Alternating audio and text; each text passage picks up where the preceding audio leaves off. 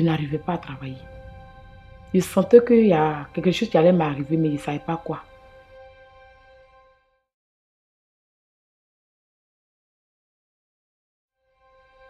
Le paramédic m'appelle pour me dire, docteur, c'est pas joli. C'est pas une simulation, on a un polytraumatisé. Alors, ce jour-là, ça aurait pu être, la fin, quoi. Il m'a demandé qu'est-ce qui m'a blessé. Et si moi, il dit non, tu es blessé. Reste tranquille.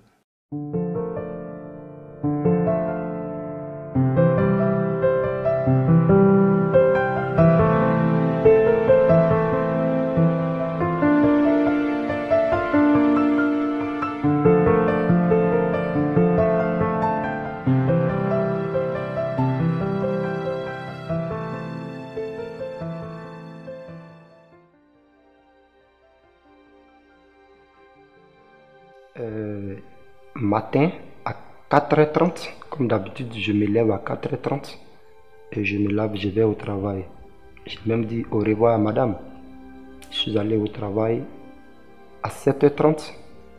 À la maison, on nous a appelé pour aller faire un petit travail au cracheur.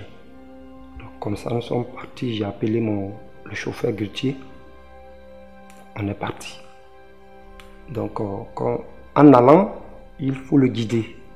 Et j'étais devant. Pour moi, le travail, quand je vois la machine, j'étais très content parce que la machine me plaît.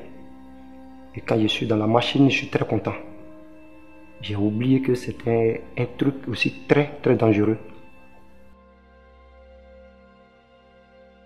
En 79, j'étais grutier. Mais la grue, on ne s'amuse pas avec la grue. Il y a plusieurs accidents sur la grue. Ce n'est pas le crochet seulement. On a un qu'on appelle trail. Ce trail-là, c'est ça, c'est lui qui fait descendre le crochet.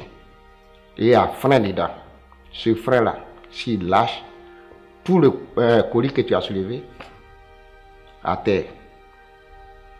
Il y a plusieurs manières d'accidents sur la grue. Il a voulu traverser, c'est-à-dire signaler son patron.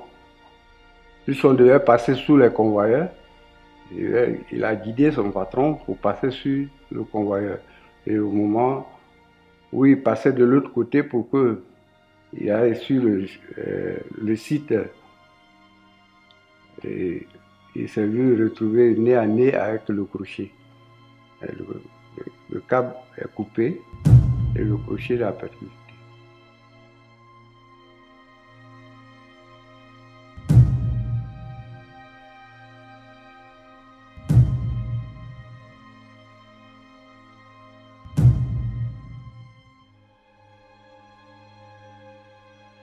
Et quand ça m'a tapé, vraiment j'ai perdu connaissance. J'ai perdu connaissance et après, la respiration est revenue. Vraiment quand c'est revenu, j'ai senti dans ma bouche une chaleur pas possible. Et pour moi, c'était fini pour moi. La chose que j'aimais autant, j'aimais beaucoup les machines. Et cette machine a fini ma vie. Donc pour moi, je ne pensais plus que j'allais vivre. Et j'ai vu le chauffeur qui pleurait. Pour lui aussi, j'avais perdu ma vie. Il se lamentait beaucoup. Quand je me suis réveillé, quand je me suis retrouvé un peu, je le voyais sur la machine, pleurer, en disant que ouais, il m'a tué. Le grutier dans la grue, il était affolé. Il est descendu. Il a laissé des fuites. Il a dit non, doigt, reste tranquille. C'est un accident. Tout de suite, il a pris mon téléphone, il a commencé à appeler la sécurité. Nous avons reçu un appel de l'urgence qui a appelé notre paramédic pour lui dire qu'on avait eu un traumatisme sur le site. Donc ce bloc de 750 kg de tout métal, à cause du mouvement pendulaire, a d'abord pris les jambes, ce qui a provoqué une fracture tibia-péronée, et remonté. Quand il a dû voir le truc arriver vers lui, il a dû vouloir se protéger. Donc après les jambes, ça a pris l'avant-bras, fracture fracture de l'avant-bras, double fracture aussi. Et ça a remonté, ce qui a causé un trauma crânio-maxillo-facial avec des dents cassées.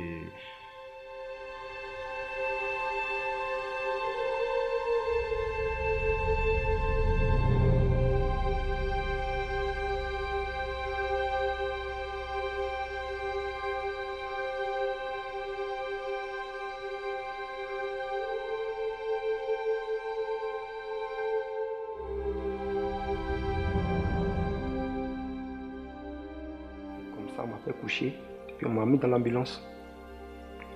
Nous sommes allés à la clinique. Les gens ont commencé à faire les premiers soins. Et comme je ne connaissais pas tous les docteurs, il y a un docteur blanc qui m'a posé la question: est-ce que tu as une fois utilisé avion? Monté dans un avion, j'ai dit non. Je ne me suis jamais approché d'un avion. Il m'a dit que rassure-toi qu'on va t'envoyer dans l'avion. Que si tu as ta femme, il faut l'appeler. J'ai donné le numéro de ma femme, puis ils l'ont appelé pour dire que ton mari vient de faire un accident. Mon portable a sonné, donc j'ai décroché. Il m'a dit c'est madame Amani, il dit oui.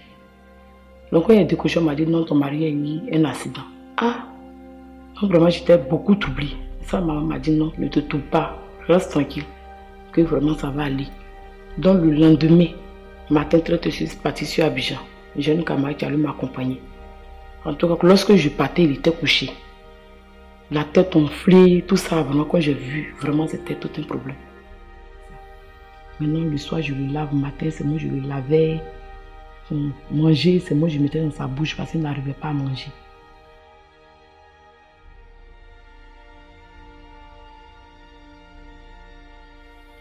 Quand je l'ai vu dans l'hélicoptère, nous tous on a pleuré.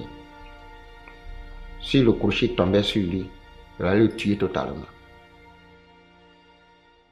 Les gens retiennent surtout, c'est que vraiment celle-là, sur ce coup-là, on aurait pu avoir un mort à Newcrest, vraiment, je suis sérieux. Ne restez pas devant ce crochet qui certes a été sécurisé, audité et 1000 fois depuis, mais juste éviter, et ça se passera bien.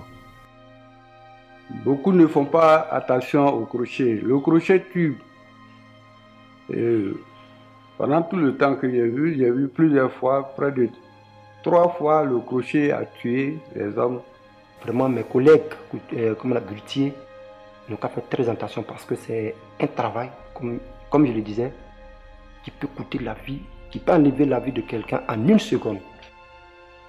Donc pour le moment, moi, je prends soin, je fais très attention à ça.